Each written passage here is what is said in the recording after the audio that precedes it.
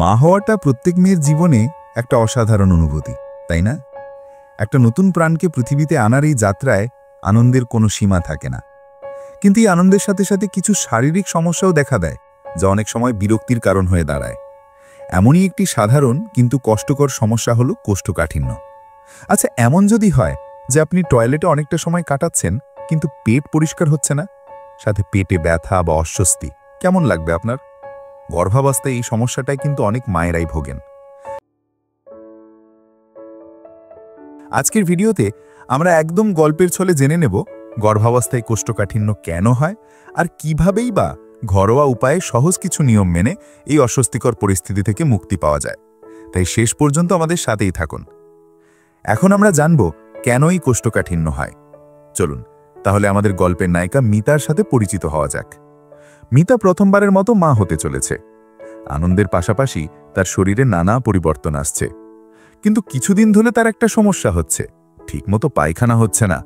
তার খুব চিন্তা হচ্ছে, এটা কি স্বাভাবিক? বাচ্চার কোনো ক্ষতি হবে না তো? মিতার মতো অনেক গর্ভবতী মায়েরাই এই সমস্যায় পড়েন। এর পেছনে কয়েকটি কারণ আছে। ১. হরমোনের খেলা। গর্ভাবস্থায় প্রোজেস্টেরন নামের একটি হরমোন বেড়ে যায়। এই হরমোনটা আমাদের অন্ত্রের মাংসপেশিগুলোকে শিথিল করে দেয়, যার ফলে খাবার হজম হতে বেশি সময় লাগে। আর খাবার যত বেশি সময় অন্ত্রে থাকে তত বেশি জল শোষিত হয় এবং মল শক্ত হয়ে যায়। ২. জরায়ুর চাপ। গর্ভাবস্থার শেষের দিকে যখন গর্ভের শিশু বড় হতে থাকে তখন জরায়ুও বড় হয়ে অন্ত্রের ওপর চাপ সৃষ্টি করে। এর ফলে মলের চলাচল বাধাগ্রস্ত হয় এবং কোষ্ঠকাঠিন্য দেখা দেয়। ৩. Iron tablet. গর্ভাবস্থায় রক্ত স্বল্পতা প্রতিরোধের জন্য অনেক সময় আয়রন ট্যাবলেট দেওয়া হয়। এই আয়রন সাপ্লিমেন্টও কোষ্ঠকাঠিন্যের একটা বড় কারণ হতে পারে। ৪. খাদ্যাভ্যাস ও জীবনযাত্রা। অনেক সময় খাদ্যাভ্যাসের পরিবর্তন বা শারীরিক পরিশ্রম কমে গেলেও কোষ্ঠকাঠিন্য হতে পারে। এখন আমরা জানব মিতার সমস্যার সমাধান কি এবং গর্ভাবস্থায় কোষ্ঠকাঠিন্য হলে করণীয় কি। তাহলে মিতা এখন কি করবে?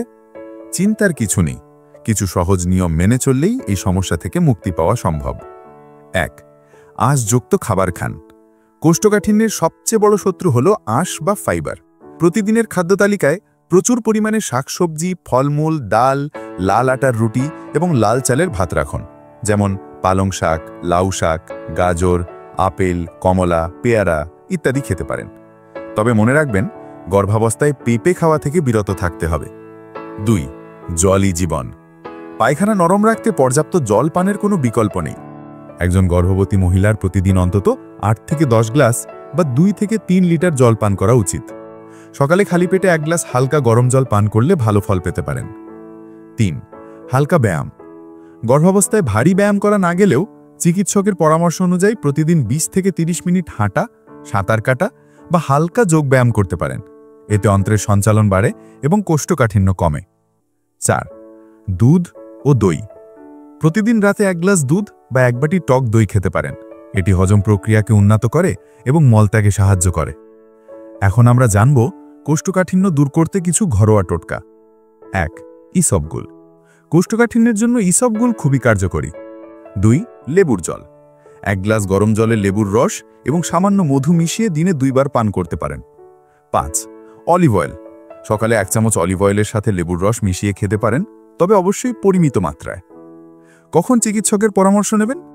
ঘরোয়া উপায়েও যদি কোষ্ঠকাঠিন্যের সমস্যা সমাধান না হয় বা এর সাথে যদি তীব্র পেট ব্যথা, মলদ্বার দিয়ে রক্তপাত বা অন্য কোনো গুরুতর লক্ষণ দেখা দেয়, তাহলে দেরি না করে অবশ্যই চিকিৎসকের পরামর্শ নিতে হবে। মনে রাখবেন, গর্ভাবস্থায় চিকিৎসকের পরামর্শ ছাড়া কোনো ওষুধ খাওয়া যাবে না। গর্ভাবস্থায় কোষ্ঠকাঠিন্য নিয়ে কিছু ভুল ধারণাও প্রচলিত আছে।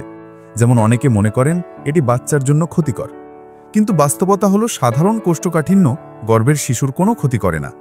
তবে এর কারণে মায়ের অস্বস্তি হতে পারে এবং পাইলসের মতো সমস্যা দেখা দিতে পারে।